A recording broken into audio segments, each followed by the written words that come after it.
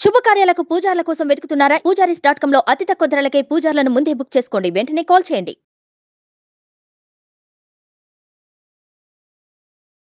నమస్తే, welcome to Suman TV. నేను మీ యామ్ని. ప్రస్తుతం మనతో ఉన్నారు ప్రముఖ ఆధ్యాత్మికవేత్త, ప్రముఖ జ్యోతిష్య వాస్తు పండితులు సుభాష్ శర్మ గారు ఉన్నారు. వారితో మాట్లాడదాం. నమస్కారం. శ్రీమాత్రే నమః. గురుగారు, మనకి ప్రతి నెల సంకష్టహర చతుర్థి అనేది వస్తూ ఉంటుంది కదండి, కానీ ఈ నెల మనకి అసలు 30-31 కదండి మనకున్నది. అసలు తప్పకుండా తెలియజేస్తానమ్మా. ముందుగా ప్రేక్షకులందరికీ శ్రీమాత్రే నమః, శ్రీ గురుభ్యో నమః. నమో దేవ్యై మహాదేవ్యై శివాయై సత్తం నమః. నమ ప్రకృత్యై భద్రాయై నిహితాం ప్రణతాస్మిత. సంకష్టహర చతుర్థి అనేటటువంటిది చంద్రుడు ఉన్నటువంటి సమయాన్ని సూచనగా చూసుకొని ఈ సంకష్టహర చతుర్థిని నిర్ణయం చేయడం జరుగుతుంది. మనకు అన్ని తిథులు సూర్యోదయానికి ప్రధానంగా చూసుకోవడం ఉండదు. కొన్ని చంద్రోదయానికి కూడా, అంటే చంద్రుడికి సంబంధించినటువంటి తిథివార నక్షత్రాలు చంద్రోదయానికి చూసుకుంటాము. అలాగే సూర్యోదయానికి చూసుకోవాల్సినటువంటి తిథివార నక్షత్రాలు సూర్యోదయానికి చూసుకుంటాం. ఉదాహరణకు పండుగలు ఉన్నాయి, వ్రతములు ఉన్నాయి, పూజలు ఉన్నాయి, ఉపవాసాలు ఉన్నాయి. ఇవన్నిటిని కూడా ఏం చేస్తామంటే సూర్యోదయానికి తిథి ప్రకారం చూసుకుంటాం. అంటే సూర్యోదయానికి ఏ తిథి ఉంటే ఆ తిథి ప్రకారంగా మనం ఉపవాసం ఉండడం కానీ, లేదు అనంటే గనక వ్రతాలు చేసుకోవడం కానీ, పూజాది క్రతువులు చేసుకోవడం కానీ, మనకు ఉన్నటువంటి ప్రత్యేకమైనటువంటి ఈ పండుగలు చేసుకోవడం కానీ, ఇవన్నీ కూడా ఈ సూర్యోదయానికే చేసుకోవడం ప్రాధాన్యము. అలాగే చంద్రోదయానికి ఏంటి ప్రాధాన్యము అంటే పౌర్ణమి తిథి కానివ్వండి, ఈ సంకష్టహర చతుర్థి కానివ్వండి, అలాగే ఈ దత్త పౌర్ణిమలు కానివ్వండి, కొన్ని పౌర్ణిమలు ప్రధానంగా వచ్చేటటువంటి విషయాలు ఉంటాయి. మాఘ పౌర్ణిమ, కార్తీక పౌర్ణిమ, ఇలాంటి కొన్ని ప్రత్యేకమైనటువంటి పౌర్ణిమలు ఈ చంద్రోదయానికి చూసుకోవడం. అలాగే సంకష్టహర చతుర్థి కూడా చంద్రోదయానికి మాత్రమే సూచన చేసుకోవాలి. లేదు అంటే ఇప్పుడు ఉదాహరణకు మీరు అన్నట్టుగా 30వ తారీఖు తదియ వెళ్ళిపోయి చెవితి ప్రారంభం అవుతుంది. ఎప్పుడు ఉదయం 8:16 తదియ వెళ్ళిపోతుంది. దాని తర్వాత తదుపరి చెవితి వస్తుంది.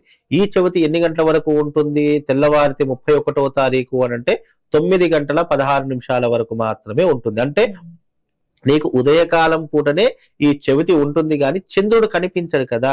వీళ్ళు సంకష్టహర చతుర్థికి ఏంటి, చంద్ర దర్శనం అయితేనే వీళ్ళు ఉపవాసం వదలడానికి అధికారం వస్తుంది.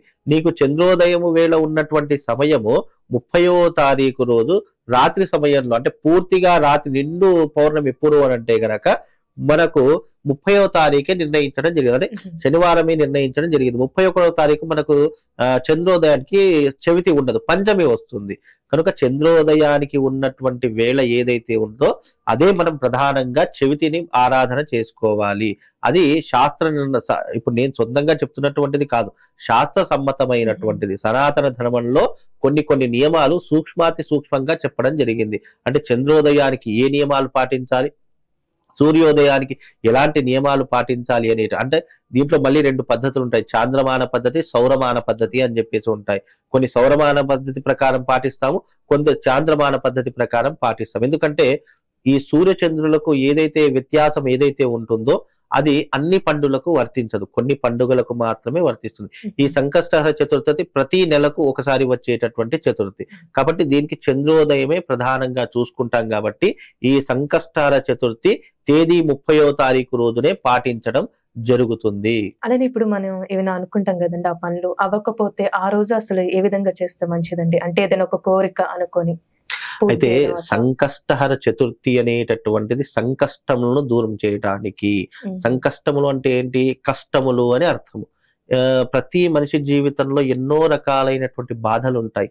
అప్పుల బాధలు, అనారోగ్య సమస్యలు, వైవాహిక సమస్యలు, పెళ్లి కాకపోవడం, సంతానం లేకపోవడం, జీవితంలో అభివృద్ధి లేకపోవడము, ఎంత సంపాదించినా డబ్బు చేతిలో నిలవకపోవడం, ఇవన్నీ కూడా మనిషికి ఉన్నటువంటి అష్ట కష్టాలు, అష్ట దరిద్రాలు అని చెప్పడం జరిగింది. అయితే కష్టాలను తొలగించేటటువంటి వాడు, అలాగే ఈ యొక్క వచ్చేటటువంటి కష్టాలను పూర్తిగా నాశనం చేసేటటువంటి వాడు, వచ్చేటటువంటి అవాంతరాలు ఏవైతే ఇబ్బందులు ఉంటాయో వాటన్నిటిని కూడా దూరం చేసేటటువంటి వాడు విఘ్నేశ్వరి ఆరాధన చేసుకుంటే, ఇది కేవలం మనుషులు మాత్రం చేసుకునేటటువంటిది కాదు. ఇంద్రుడు చేసుకున్నాడు, అలాగే గొప్ప గొప్ప దేవతలు చేసుకున్నారు. ఎంతో మంది దేవతలతో పాటు ఆచరించదగినటువంటిది, పూజనీయమైనటువంటిది ఈ సంకష్టహర చతుర్థి. ఈ సంకష్టహర చతుర్థి చేసుకుంటే సంకష్టములు అంటే కష్టములు దూరం అయిపోతాయి, బాధలు దుఃఖములు ఇవన్నీ కూడా మనిషికి దూరం అయిపోతాయి అని చెప్పినటువంటిదే సంకష్టహర చతుర్థి.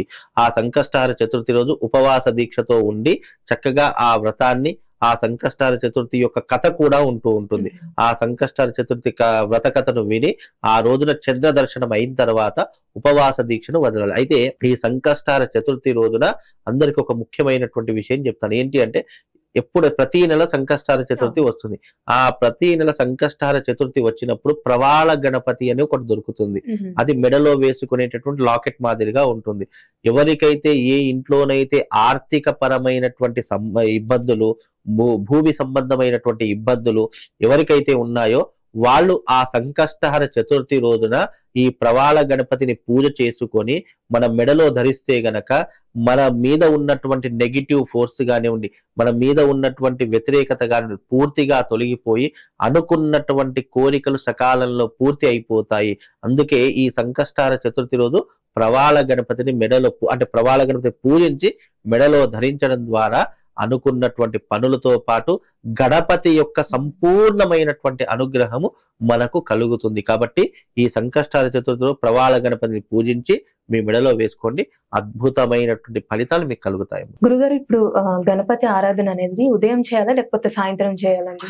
గణపతి యొక్క ఆరాధన ప్రదోష వేళలో చేయాలి. సంకష్టహర చతుర్థి ఏదైతే ఉంటుందో, మనము చంద్రోదయం ఎప్పుడైతే అవుతుందో దానికి 1 గంట 2 గంటల ముందు మనం వ్రతాన్ని ప్రారంభం చేసి ఆ వ్రతానికి ఉద్యాపన చేసి, అంటే ఉద్యాపన మీద ఆ వ్రతం పూర్తయిపోయింది అని చెప్పి మంత్రహీనం క్రియాహీనం భక్తిహీనం గణాధిప యత్పూజితం మయాదేవ పరిపూర్ణం తదస్తుమే అనేటటువంటి మంత్రాన్ని చెప్పిన తర్వాత ఆ రోజున అక్షంతల నీళ్లు అక్కడ వదిలేసేసి చంద్రుడి యొక్క దర్శనం చేసుకోవాలి. చంద్రుడి యొక్క దర్శనం చేసుకున్న తర్వాత ఆ దర్శనం, చంద్రుడి దర్శనం అయిపోయింది, ఉపవాస దీక్ష నేటితో అక్కడితో అది పరిసమాప్తి అయిపోయింది అని చెప్పేసి అర్థము. కనుక ఈ యొక్క గణపతి యొక్క ఆరాధన, సంకష్టహర చతుర్థి యొక్క వ్రతం కానివ్వండి, పూజాది క్రతువులు కానివ్వండి, ఇవన్నీ కూడా సాయంకాలం ప్రదోష కాలలో ఆరాధించాలి.